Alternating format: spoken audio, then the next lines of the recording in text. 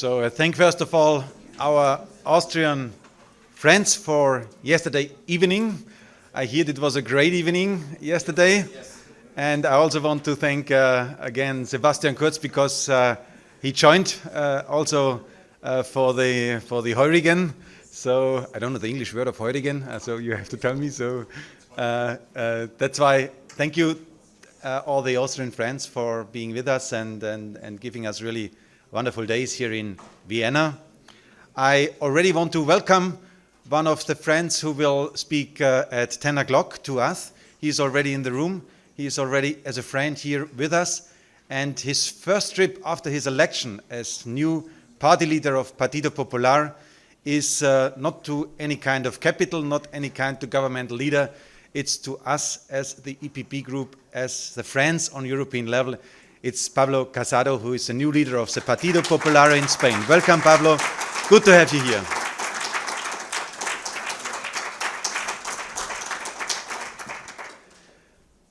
And now, dear colleagues, I want to introduce our first panel this morning. We have not only the Austrian commissioner today with us, we have first of all our friend with us who is responsible for enlargement and for neighborhood policy in our direct neighborhood. And the priority of this morning in the framework of fairness inside of the European Union is to talk about the Western Balkans and the situation there. I must apologize and I must excuse Boyko Borisov. It was originally planned that he is today with us. Andrei said already yesterday that he has some governmental questions on the table, so he has to replace 3 ministers in his government, and that is in a way a challenging thing with the coalition partners and so on. That's why he was asking also me for the understanding of the whole group that he cannot come today. But again, I think we have a strong personality, a strong representative of the whole perspective today with us, and that's why I'm happy. I will immediately give Johannes the floor to make an introduction, then we can discuss it. Johannes, you have the floor and welcome.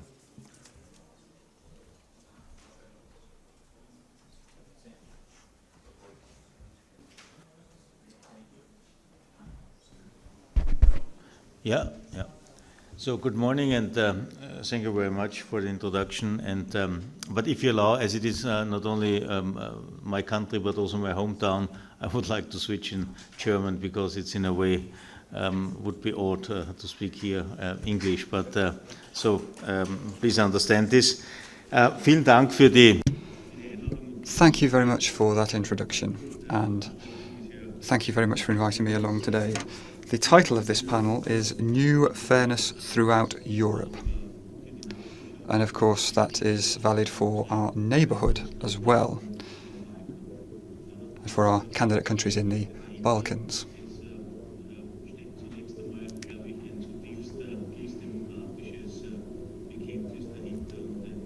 So of course there's a deep democratic will and values behind this,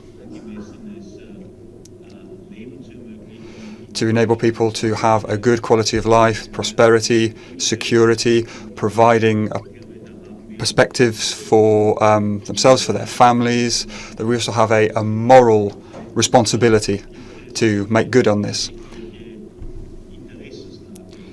Secondly, of course, there are several interests at play here vis-à-vis the European Union member states, because we are either exporting stability or we're importing instability. And I think this approach is valid for the neighbourhood and also for the neighbourhood countries that want to become EU member states, namely the Western Balkan states. We have Georgia in the eastern neighbourhood, and we are investing in economic development there. Why do we do that? Well, around Europe we have certain well-known situations in the east and to the south. 22 million refugees, internally displaced people. And of course there is a risk here that they will try and come into the European Union. And of course that is a challenge in the security sense, but also in terms of the economy. And the reasons for that is the level of prosperity, the difference between the EU member states and the immediate neighbourhood is huge. So we have this vision of a belt of prosperity around us. And that obviously gives rise to security concerns, because protecting the external border, that begins well before you get to the external border. And I'm referring to Africa here as well. Poland and Ukraine in 1990, after the fall of the Iron Curtain, their levels of prosperity were around the same, but now the level of prosperity is 5 or 6 times greater in Poland than in Ukraine. You have many well-qualified people who want to improve themselves, want to make something better of their lives, and they will of course seek to do that in places where they can find better opportunities. But looking at the bigger picture, we need to look at developments through a European prism, and that brings me to the Balkans. We have made commitments to and with the Western Balkans,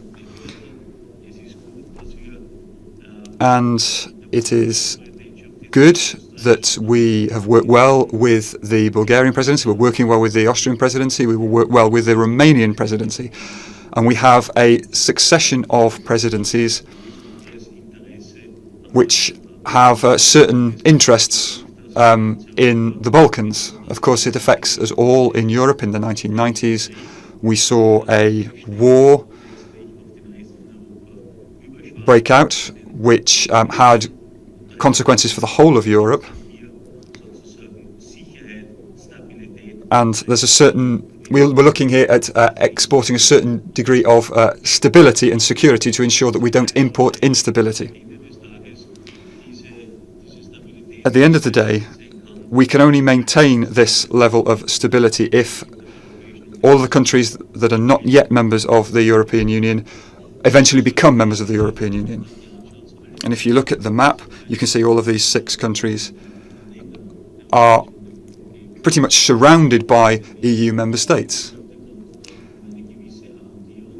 And so that naturally leads itself to a certain approach. We're looking at establishing peace and stability within the region and maintaining that.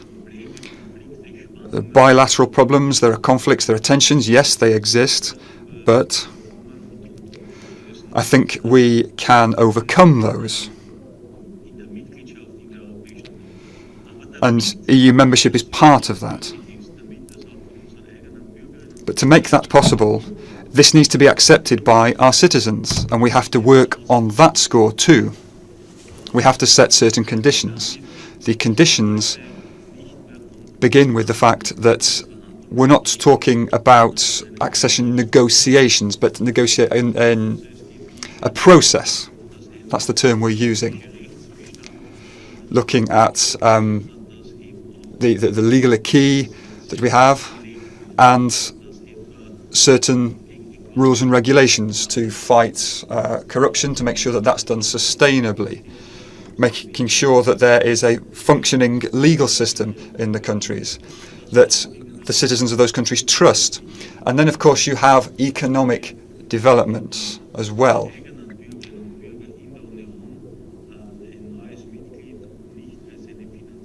We have to make sure that our citizens don't see new member states as a financial burden, but as an asset.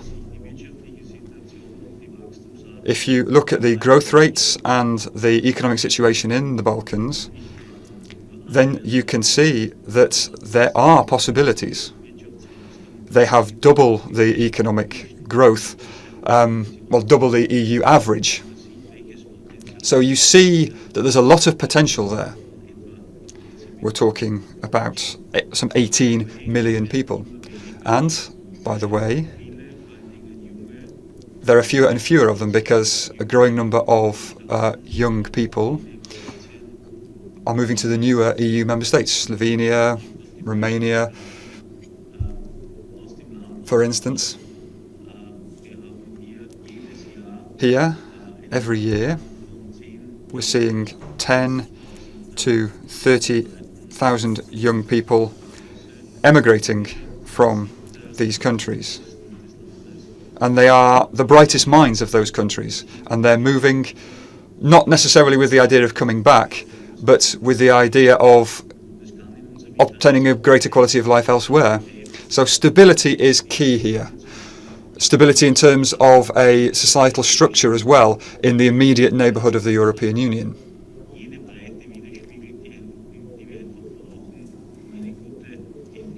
We have to make sure that there are positive developments afoot, and we need to support those.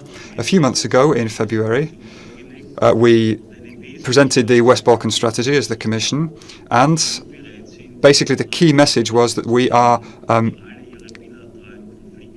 not ready to accept these countries as new member states unless they have resolved the conflicts between themselves. And I think we know from experience that we can only accept states that have actually resolved their bilateral issues. And that's sparked a reaction in in those states. Macedonia and Greece reached an agreement on the name issue. And that was a conflict that had been going on for some 27 years. The two governments have reached an agreement. No one is 100% happy, but that also shows, I think, that it is a wise compromise. And we hope that that will be fully settled moving forward.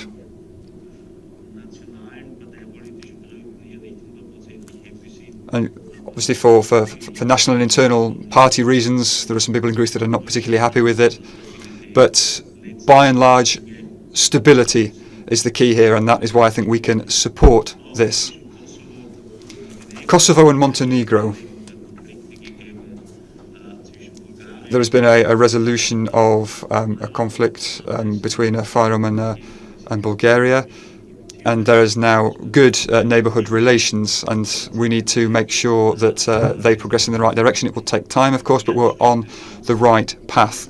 And centre of all of this, you have the positive outcome of the dialogue between Serbia and Kosovo. Over the last few weeks, there's been a strong reaction there because the two heads of government have this idea of a land swap, and seeing that as a possible solution within the governments and in the international community. There is this basic principle that borders shouldn't be tinkered with, because otherwise there wouldn't be a single country that wouldn't have a problem with its neighbours. But at the current moment in time,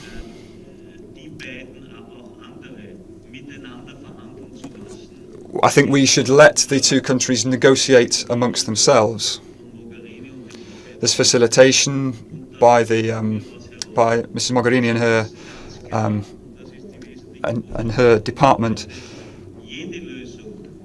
Any solution that two countries in this region strive to achieve and do achieve can only be accepted by the international community if the solution provides greater stability in the entire region. So you can't have a bilateral solution which is arrived at on the backs of the other states in the region. So we need to look at these countries that have aspirations of joining the European Union. Stability is key. And the price of this stability is the membership of these countries. And we want to see all 6 become members. If 2 or 3 become members, then it's not 50%, it's maybe 5%. So we, on our side, have to be... That's less than our expectation.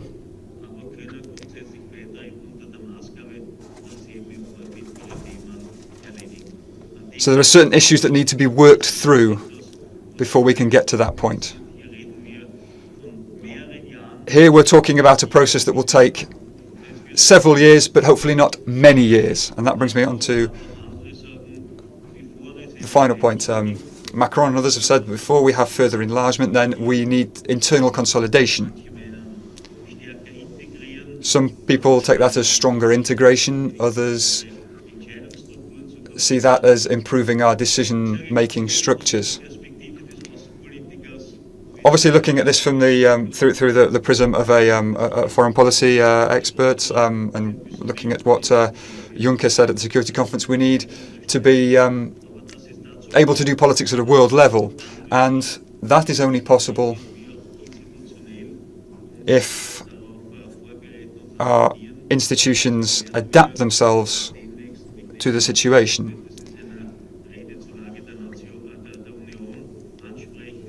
And of course, we have to look at this at an EU level in many different areas, and looking at a building consensus and being a stronger actor and not just reacting to things. We can't do it otherwise. I would appeal for your support in member states and in the European Parliament. I have heard various statements at national level, and I do wonder what can be implemented there. Now, why have I mentioned this? Well, because I believe that we need to be doing better when it comes to enlargement. I don't believe that we can take one step and then the next. I think we need to be working on parallel tracks at the same time, and this may take a few years working on those twin tracks. So it's very important, I think, that we address these issues. To sum up, we need to be fair in our dealings with our neighbours, our brothers and sisters. I personally believe, as someone who saw the Iron Curtain come down in 1989, I personally believe that we will have only completely turned that page in our history when the 6 Western Balkan countries have joined the fold, and certainly for security and economic reasons, I think it is in our interest to see these 6 countries join the European Union. Thank you. Johannes, Dankeschön für den Einstieg. Thank you for those introductory words. We appreciate your work. We have had someone from the EPP family dealing with foreign policy for quite a number of decades, and that is worth its weight in gold. So thank you for your input. Alois, first of all. Danke, Manfred. Thank you very much, Mr. Commissioner, for